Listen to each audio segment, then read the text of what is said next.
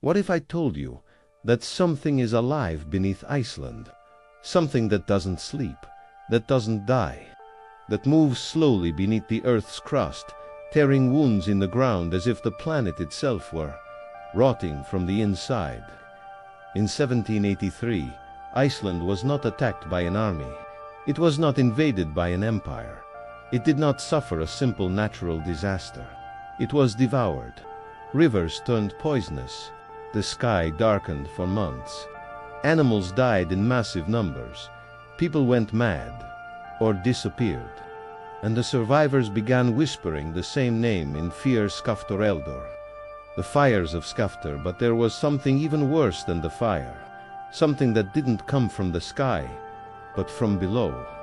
They called it the Skafta Worm, a colossal, serpentine entity that crawled beneath the land, opening fissures, releasing smoke, sulfur, and death. And the question that still echoes today is simple and terrifying. What if it never left?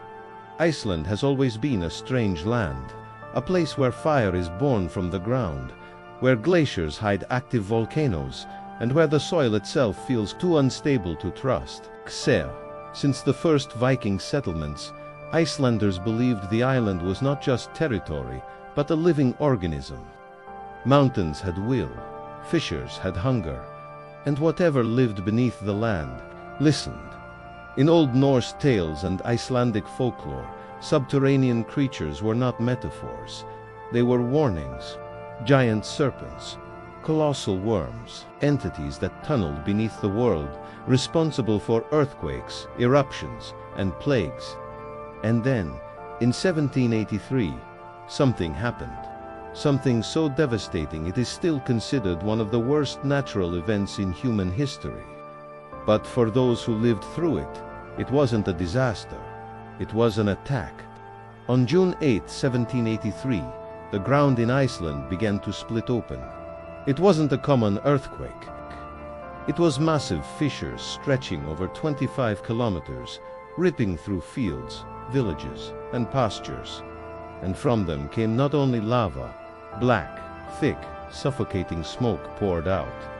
A metallic stench filled the air. Eyes burned, throats scorched. It was as if the planet itself were breathing poison. The eruption became known as Laki, part of the Skafta volcanic system. But the locals didn't speak of volcanoes. They said something was moving beneath the ground. As the days passed, the lava advanced slowly, not like an explosion, but like something crawling. Entire fields vanished overnight. The ground sank in some places. In others, it rose, forming jagged ridges. Some swore they heard sounds coming from below, not thunder, not earthquakes, something deeper, a muffled noise, a slow rhythm, like the movement of a gigantic body. Burrowing. That's when the first reports emerged. Farmers claimed the earth shifted before the lava appeared, that cracks formed like scars left behind by something that had passed through. An old shepherd described it this way: it wasn't fire coming from the ground. It was the ground being torn open by something too large to fit inside it. Soon, the water turned deadly. Rivers and lakes were poisoned with fluorine and sulfur.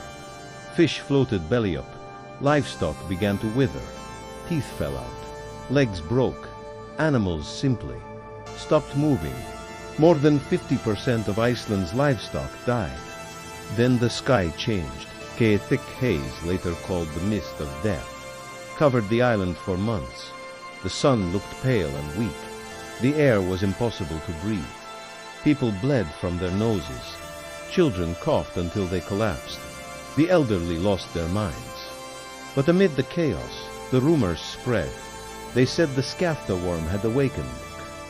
According to oral tradition, this creature lived beneath Iceland's crust, trapped since the creation of the world.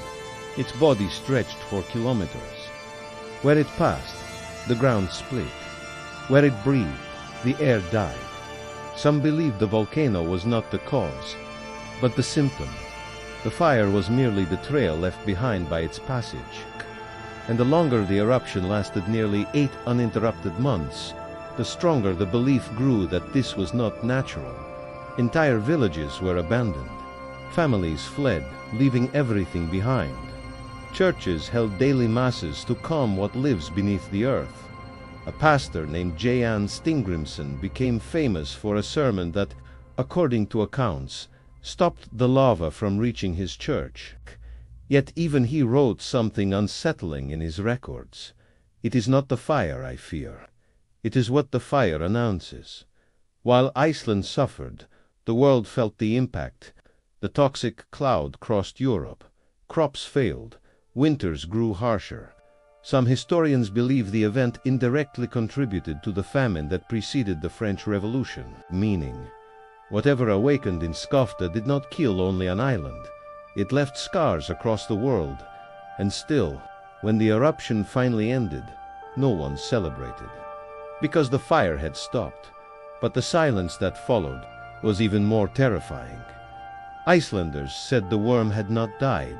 It had simply gone back to sleep. Because ancient creatures don't disappear. They wait, goo, when the fire finally stopped, when the lava hardened, when the sky at last began to clear. Iceland did not return to normal.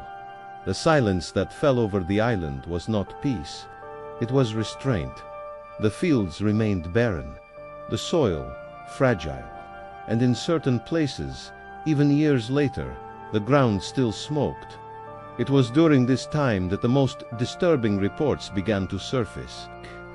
Shepherds claimed that at night, the ground vibrated slightly, as if something were moving just beneath the surface. Others said they could hear a deep, almost imperceptible sound, a slow dragging rising from the depths. But then, what was the Skafta Worm? For modern science, the explanation seems clear, at least on the surface. The 1783 event was one of the largest fissure eruptions ever recorded in history. The Laki volcanic system released toxic gases on an unprecedented scale. Cracks opened because immense pressure from within the earth tore the crust apart. Nothing alive, nothing conscious, just geology. But that explanation does not satisfy those who still live on Icelandic soil today. Because in Iceland, volcanoes are not treated as random holes in the ground. They have names, temperaments, cycles of sleep and awakening. And what troubles researchers the most is one specific detail. The Skafta eruption did not follow the usual pattern of an explosion. It advanced, like something moving slowly forward, carving a path, burning everything in its way. The fissures stretched in an almost organic manner, like scars left behind by a gigantic body twisting beneath the land. In Norse mythology, there is a creature called Ni, HGGR, the worm, that gnaws at the roots of the world, living beneath Yggdrasil, the cosmic tree. In Iceland, some believe Skafta is one of those roots, and that the worm is not just a legend, but an ancient force, a name given by humans to something they cannot fully understand. Something that manifests as fire, sulfur, and death when it awakens. Perhaps the Skafta worm is not a creature of flesh and bone. Perhaps it is the earth itself, moving, twisting, defending itself. And that raises one final, unsettling question. What if what we call natural disasters are simply moments when the earth shifts, and we happen to be standing on top of it? Today, the Laki fissures are still there, hardened, silent, but not dead. Iceland remains one of the most geologically unstable regions on the planet. Eruptions continue to happen, cracks continue to open, and older Icelanders still say the same thing. When the ground trembles without warning, it's because something down below has turned over. Maybe the Skafta worm is just a myth created to make sense of chaos. Or maybe it's a reminder that we do not own the ground we walk on, that the planet is not static, that beneath our feet lies a world in constant motion, a world that can awaken at any moment. And when it does, there will be no walls, no technology, no warning, only the sound of the ground splitting open, and the feeling that something ancient is passing right beneath you. If you've made it this far, You already know, not every monster lives in the shadows. Some live beneath the ground.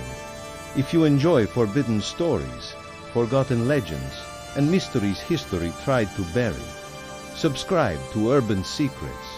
Leave a like. Share this video with someone who believes the earth hides living secrets. And tell us in the comments, do you think the Skafta Worm was just a volcano, or something that still sleeps beneath Iceland?